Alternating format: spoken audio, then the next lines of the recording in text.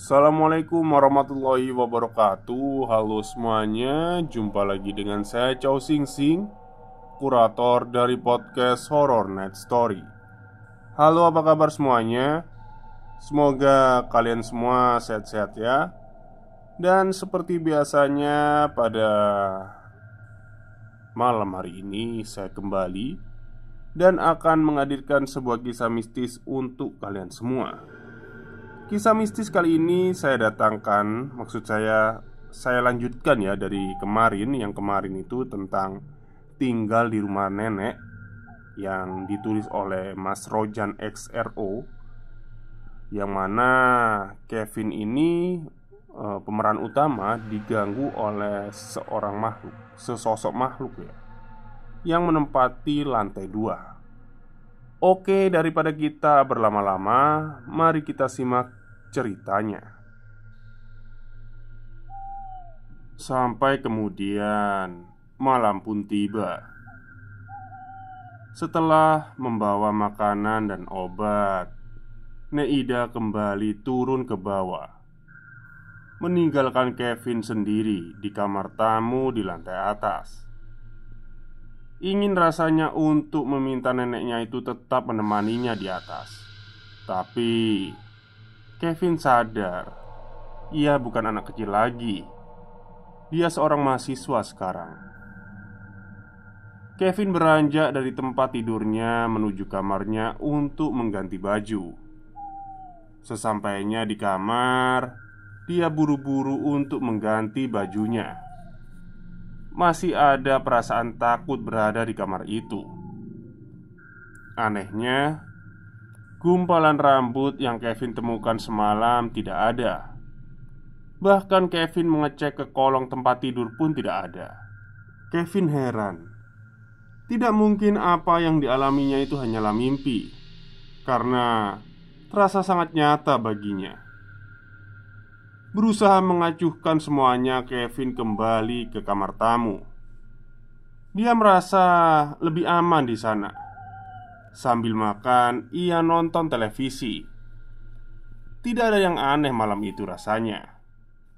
Tapi Kevin salah. Setelah makan, dia pergi ke toilet untuk buang hajat. Sekembalinya dari toilet, dia terkejut. TV yang sedari tadi menyala tiba-tiba saja mati. "Ah, mungkin aku tadi lupa udah matiin TV," kata Kevin bicara sendiri dalam hati. Dia pun kemudian membuka jendela kamar dan menyalakan rokok. Ketika asyik menghisap rokok, tiba-tiba terdengar suara ketukan di pintu. Tok, tok, tok. Kevin terdiam. "Nenek?" tanya Kevin. Namun tidak ada balasan dari suara itu. Kevin mulai ketakutan. Tengkuknya terasa dingin, dan suasana dalam kamar itu menjadi semakin mencekam. Dimatikannya rokok itu, dan mulai melangkah untuk membuka pintu. Kringit. Suara pintu terbuka oleh Kevin. Tidak ada siapa-siapa di depan pintu. Kosong melompong. Kevin pun menutup pintu dan membalikkan badan. Dan bak petir yang menyambar. Kevin terkejut. Tubuhnya terdiam kaku, tidak dapat bergerak. Matanya terbelalak. Tidak dapat mempercayai apa yang dilihatnya di jendela yang terbuka tempat dia merokok tadi. Pemandangan yang tidak dapat ia lupakan seumur hidup. Di luar jendela, dilihatnya sesosok wanita dengan rambut panjang, hampir menutupi seluruh wajahnya. Bajunya kusam dan kotor. Dan bagian paling mengerikan adalah satu matanya yang tidak tertutupi oleh rambut. Bola matanya seakan menyeruak keluar, tidak berada pada kelopak matanya. wanita tersebut tersenyum simpul namun sangat mengerikan. Sontak, Kevin berteriak histeris dan lari tunggang-langgang ke lantai bawah. Baru kali ini, pertama kali dalam hidupnya, ia bisa melihat sosok seperti itu. Yang jelas bukan manusia. Bagaimana mungkin manusia bisa melayang di luar jendela lantai 2? Dia pun berlari ke kamar neneknya yang ternyata tidak dikunci. Dilihatnya Nek Ida sudah tertidur pulas. Tak tega membangunkannya, Kevin memilih tidur di lantai beralaskan sarung dan sajadah. Tubuhnya masih bergetar hebat mengingat kejadian yang baru saja dialaminya. Apa salahnya sampai-sampai didatangi makhluk seperti itu? Dengan perasaan kalut dan gemetar, ia pun tertidur. Esok paginya, dia terbangun oleh suara yang tak asing lagi baginya. "Loh, Kevin, kenapa tidur di sini? Pakai sajadah lagi?" tanya Nek Ida sembari membangunkan Kevin. Kevin pun bangun sambil mengucek matanya. Dia pun menceritakan apa yang dilihatnya tadi malam. Mungkin kamu salah lihat. Tubuh kamu kan masih lemah karena sakit. Jadinya menghayal yang enggak-enggak, kata Nek Ida sembari menghela nafas. Kevin yakin 1000% dia tidak menghayal. Sosok mengerikan tadi malam sangat jelas untuk sebuah lamunan. Ya sudah, kamu sarapan dulu ya. Sudah nenek siapin." Nek Ida berusaha menenangkan Kevin. Kevin pun beranjak pergi ke dapur dan melahap sepiring nasi goreng buatan neneknya itu. Sialnya bagi Kevin, hari itu neneknya harus pergi keluar kota untuk mengikuti arisan keluarga, seperti acara tahunan, dan akan menginap sehari di sana. Yang berarti Kevin akan sendirian di rumah itu. "Kevin gak mau sendirian di rumah, Nek. Takut," ujar Kevin memprotes. Kamu kayak anak kecil aja. Ya udah, nanti nenek suruh Om Anton menemani kamu ya," balas Nek Ida. Kevin sedikit lega dengan jawaban neneknya itu. Ting tong, bunyi bel berbunyi. Ternyata itu adalah Om Faris. Om Faris adalah abang kandung dari ibu Kevin. "Loh, Kevin, nggak kuliah?" tanya Om Faris setelah duduk di ruang TV. "Enggak, Om. Kevin demam dari semalam." "Oh, Riz, nanti teleponkan Anton ya. Suruh dia menginap temani Kevin malam ini," sahut Nek Ida. "Oh, baik Bu," kata Om Faris. Setelah mengingatkan Kevin untuk tidak lupa mengunci semua pintu, Nek Ida dan Om Faris pun pergi. Sedangkan Kevin menghabiskan waktu dengan nonton TV di bawah, sembari menunggu kedatangan Om Anton yang berjanji akan datang setelah maghrib. Kevin melamun di tengah ruang TV. Pikirannya masih teringat kejadian tadi malam. Bukan hanya tadi malam tepatnya, beberapa hari ini, gangguan yang ia alami di rumah ini membuatnya lelah bahkan sampai jatuh sakit. Namun, lamunannya sirna oleh bunyi bel kedatangan seseorang. "Kevin, nenek udah pergi ya?" Rupanya Om Anton sudah datang. "Sudah Om, tadi nenek pergi sama Om Faris."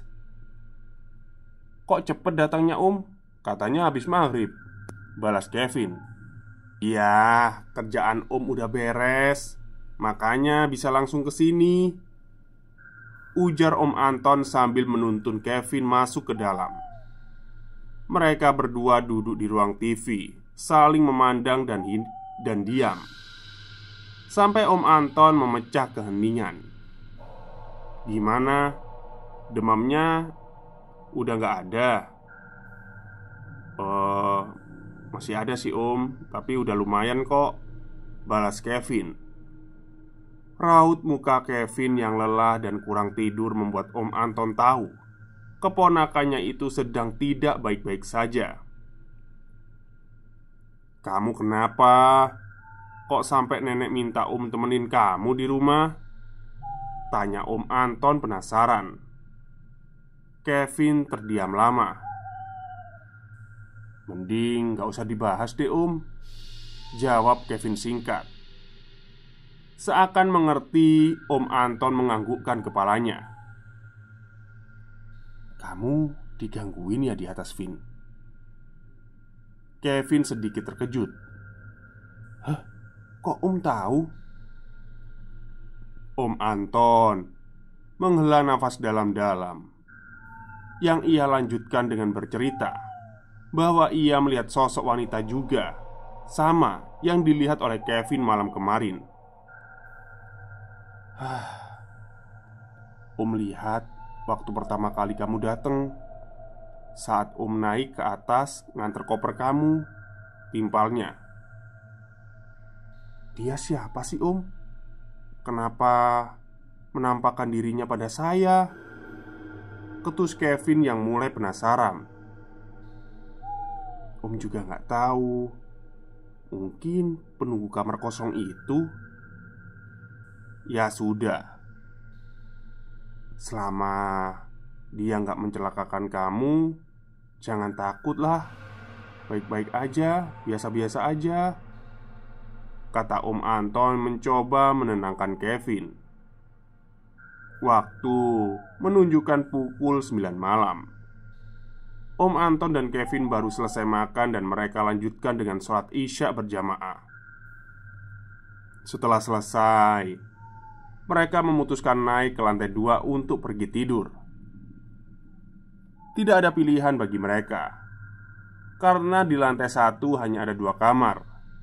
Kamar Neida yang terkunci dan satu kamar berisikan pakaian yang belum digosok. Ya intinya kayak pakaian-pakaian gitulah ya. Mereka lantas mau tidak mau tidur di lantai atas di kamarnya Kevin. Om Anton sibuk dengan laptopnya, sementara Kevin terlihat mengutak-atik HP-nya. Ingin rasanya Kevin menelpon ibunya dan menceritakan semua kejadian janggal ini. Tapi dia urungkan niatnya karena tidak mau ibundanya itu khawatir. Malam semakin larut. Kevin tanpa sadar sudah terbawa ke alam mimpi. Om Anton yang sedikit mengantuk berniat turun ke bawah untuk membuat kopi sebagai teman kerjanya malam itu. Ada perasaan ngeri saat melewati kamar kosong sewaktu menuju tangga. Tapi tidak ia hiraukan dan menuju ke dapur. Segelas kopi hitam sudah siap di tangannya, dan ia letakkan di samping laptop. Belum sempat menyeruput kopi itu, ia memutuskan untuk ke toilet untuk buang air kecil. Setelah selesai, Om Anton dibuat terperangah heran setengah mati. Kopi yang belum sempat ia minum sudah habis, bahkan hanya sisa sedikit. Dilihatnya, Kevin masih tertidur pulas. Spontan ia menggoyangkan badan Kevin. "Vin, kamu ya yang minum kopinya Om?" "Ah, kopi apaan sih Om?" jawab Kevin yang baru bangun tak mengerti. Om Anton bergidik ngeri. Kalau bukan Kevin, siapa yang meminum kopinya? Ia ingat betul belum sama sekali meminumnya. Ya udah nggak apa-apa. kamu lanjutin tidur aja lagi," kata Om Anton. Ia ragu menceritakan pada Kevin. Nantinya malah membuat keponakannya itu semakin takut. Om Anton kembali mengerjakan pekerjaannya di laptop sembari terus membaca doa dalam hati. Sejujurnya, ia sangat takut malam itu. Kevin yang sudah terlanjur terbangun kembali terjaga. Ia memandangi wajah Om Anton yang entah kenapa sangat ketakutan. "Om nggak apa-apa kan?" tanya Kevin penasaran. Om Anton hanya membalas anggukan kepala. Kevin tahu ada yang tidak beres baru saja terjadi. Akhirnya mereka terjaga hingga larut malam. Jam menunjukkan 2 dini hari. Entah mengapa hawa di kamar itu menjadi gerah dan tidak nyaman. Kevin menjadi gelisah, teringat kejadian-kejadian yang menimpanya malam itu. Sampai suatu suara membuat mereka membatu terdiam. Suara mengeram, seperti suara binatang buas. Kevin refleks melihat wajah Om Anton. Begitu juga sebaliknya.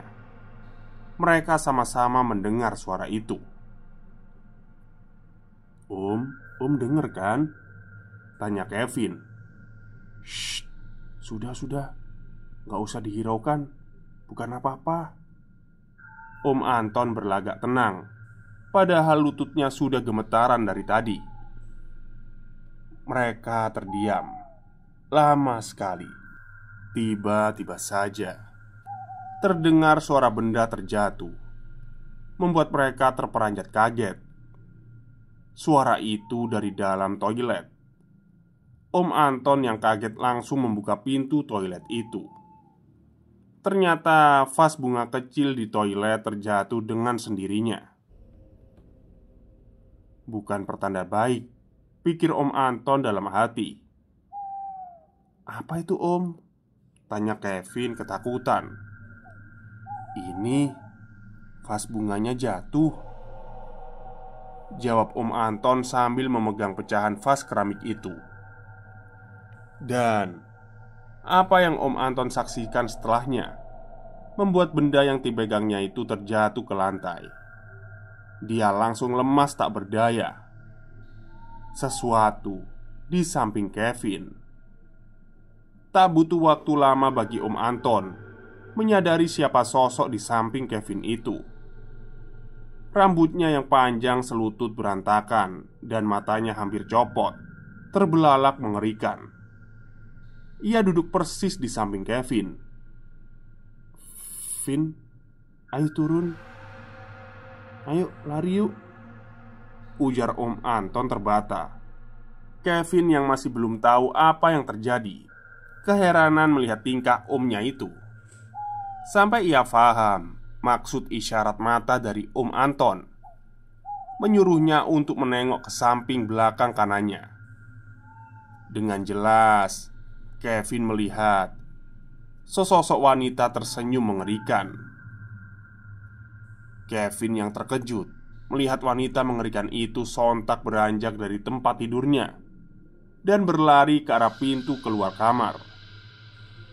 Om Anton tidak kalah panik membuka pintu kamar, hendak lari juga.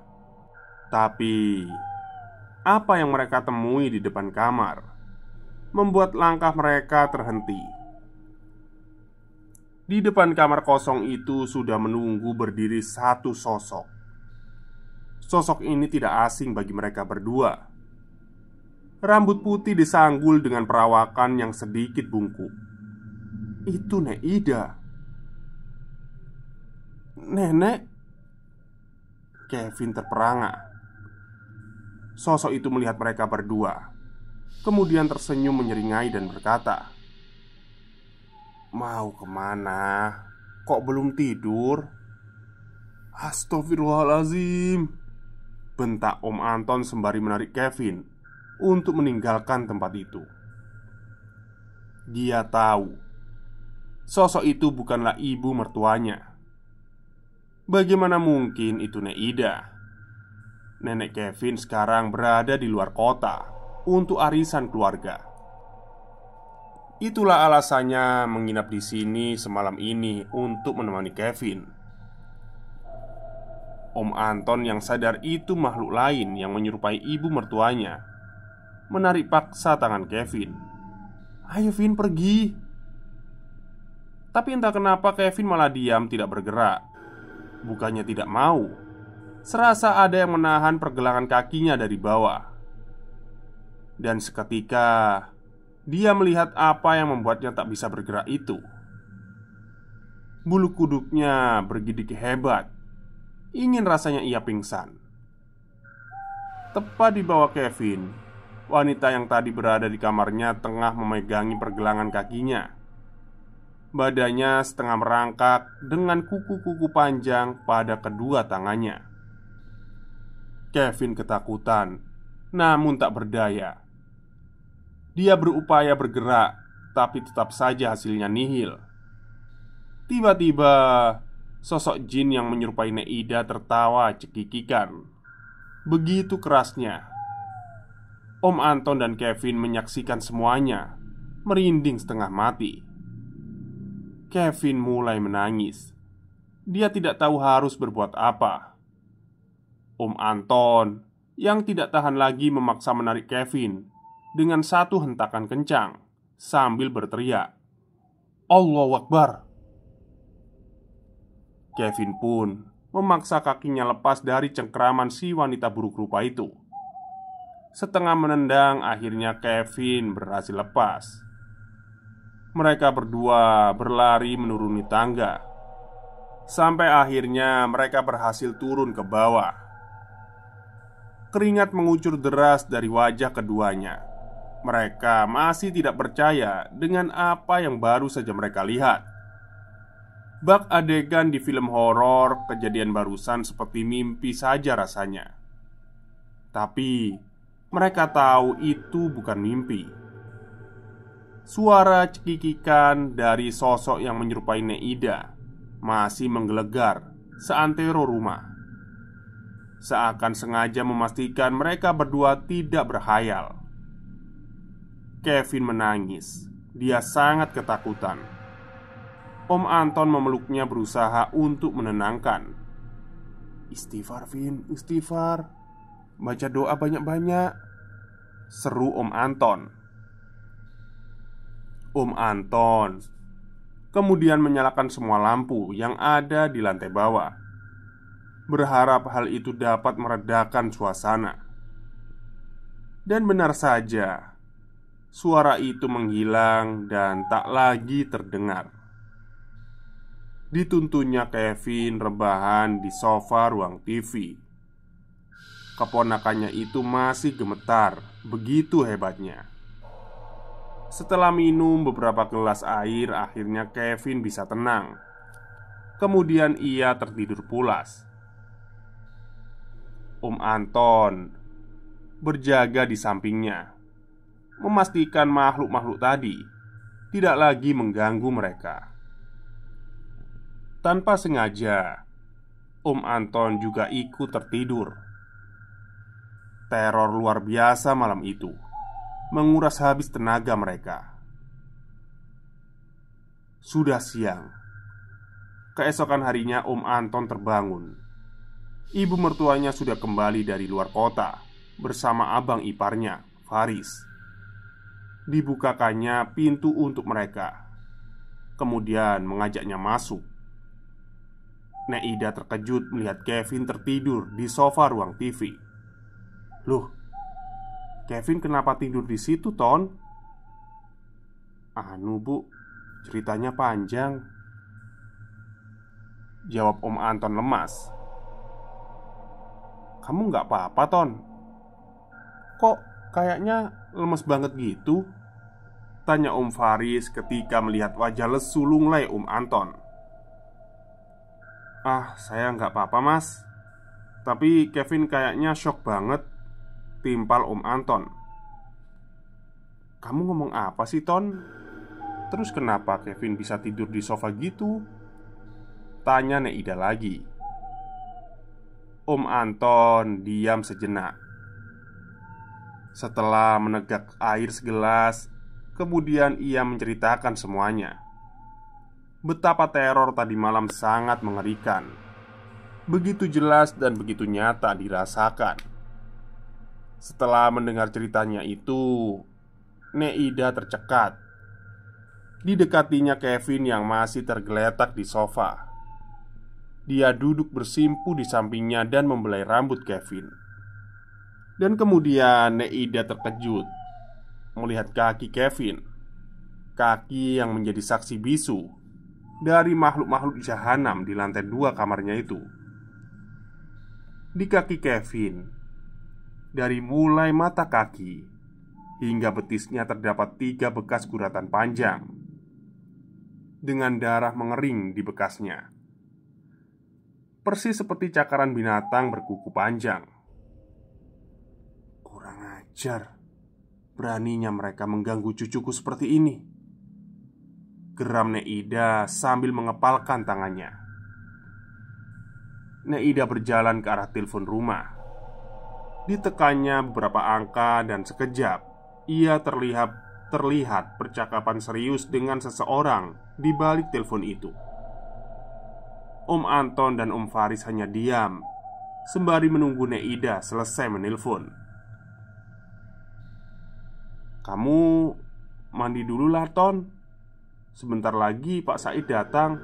Ibu udah minta tolong," ujar Neida setelah menutup gagang teleponnya. Rupanya ia menelpon seorang ustadz, Pak Said. Dia adalah ustadz sekaligus guru ngaji di masjid dekat rumahnya.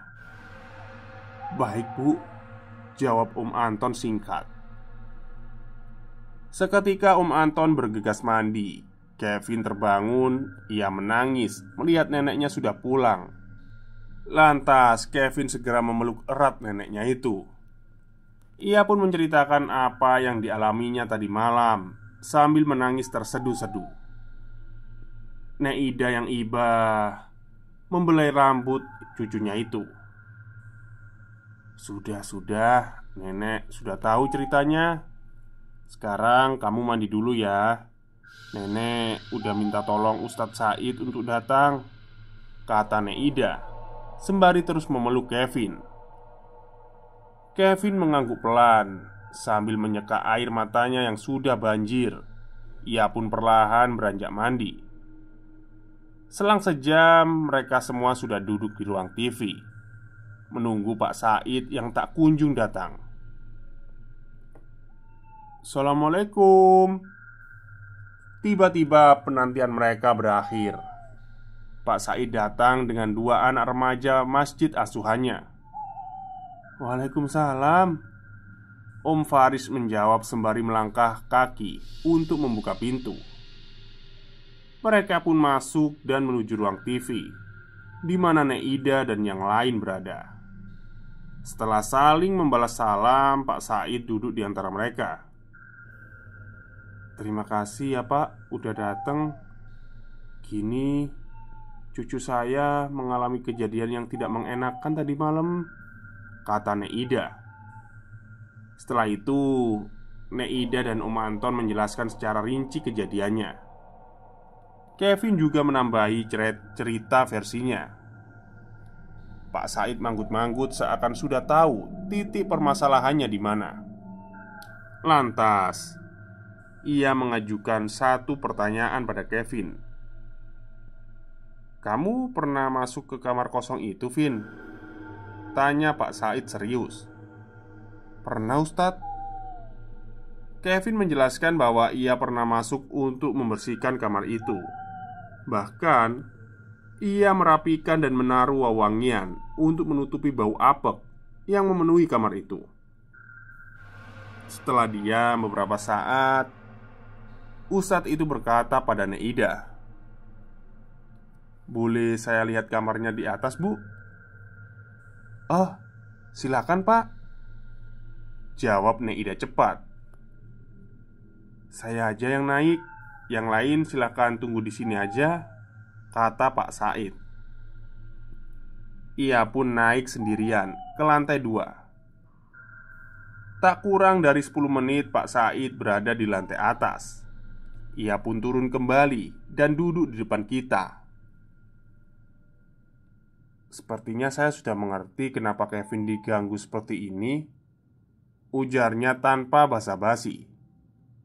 Pak Said menjelaskan bahwa para penghuni kamar itu merasa tidak senang dan terusik karena Kevin membersihkan kamar itu.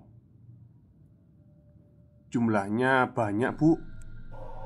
Sepertinya itu sarang mereka," kata Pak Said menjelaskan. "Mereka tidak senang karena Kevin membersihkan kamar itu. Mereka suka tempat yang kotor dan lembab dan jarang ditempati. Itu sebabnya mereka tidak suka Kevin mengusik kamar itu," jelas Pak Said. "Sudah berapa lama, Bu, kamar itu kosong?" tanya Pak Said kemudian pada Neida. "Udah bertahun-tahun kosong, Pak. Tidak ada yang menempati semenjak anak-anak saya berkeluarga.